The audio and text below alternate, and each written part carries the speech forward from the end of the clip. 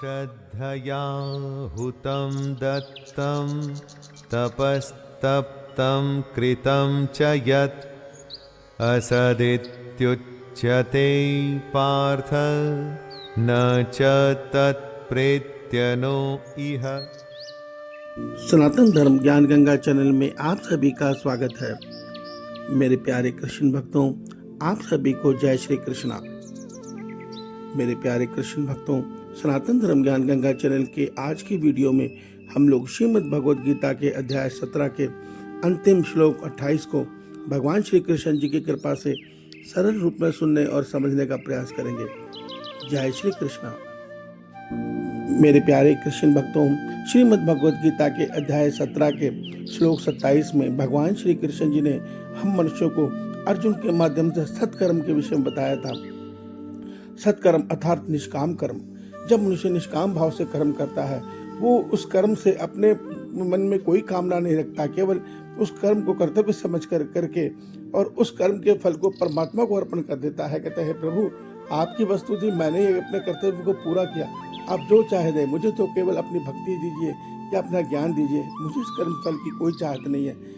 ऐसा फल सत्कर्म बन जाता है, अर्थात ऐसे कर्म से मनुष्य अपने परमात्मा को पा लेता है।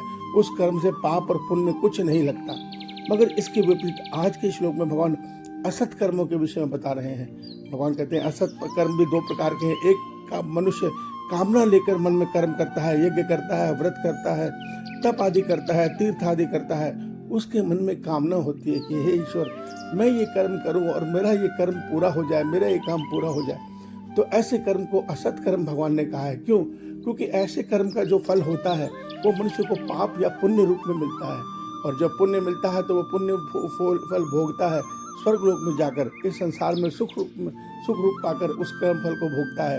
और जब वो कर्म फल का पुण्य क्षीण हो जाता है तो वो दोबारा से उस पुण्य से खाली हो जाता है, उस कर्म से खाली हो जाता है। तो इसलिए ऐसे कर्म को भगवान ने असत कर्म कहा है। अर्थात इससे मनुष्य की जन्म मरण के चक्र नहीं टूट पाता, वो जन्म मरण चक्र में फंसा ही रहता है। भगवान कहते हैं एक और कर्म है जो जिसका कोई फल ही नहीं है। अर्थात जब मनुष्य पाखंड में आकर, दंभ में आकर बड़े बड़े आयोजन करता है, बड़ा पैसा खर्च के संसार में ये दिखाने का प्रयास करता है, देखो मैंने कितना बड़ा आयोजन किया है, कितनी बड़ा मैंने ये भगवान का भंडारा लगाया है, कितना बड़ा मैंने भगवान का यज्ञ किया है, इससे मेरा मान सम्मान, वो अपने मान प्रतिष्ठा की चाह रखता है। भगवान कहते हैं उस कर्म का फल जीरो हो जाता है। अर्थात उसका ना तो इस लोक में कोई फल मिलता है, ना उस लोक में फल मिलता है। क्यों? क्योंकि वो फल हमने दंभ और पाखंड में आकर किया, इसलिए वो कर्म असत कर्म बन जाता है। तो भगवान श्री कृष्ण जी ने हमें अध्याय 17 में कर्म करने की विधि ही बताई है कि कर्म तो एक ही होता है, मगर वो कर्म मन के भाव से अलग अलग फल दे देता है।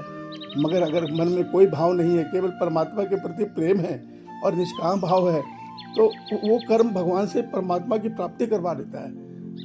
तो यही कर्म करने की कला हमें भगवान ने अध्याय 17 में सिखाई है, जिसको हम अगले श्लोक में, अगले विषय में, जिसमें हम अध्याय 17 के संपूर्ण सार को समझेंगे, सुनेंगे, उसमें आप ध्यान से सुनिएगा, समझिएगा। श्री भगवान आपका कल्याण करें, आपका दिन शुभ हो। जय श्री कृष्णा, जय श्री कृष्णा, जय श्री कृष्णा।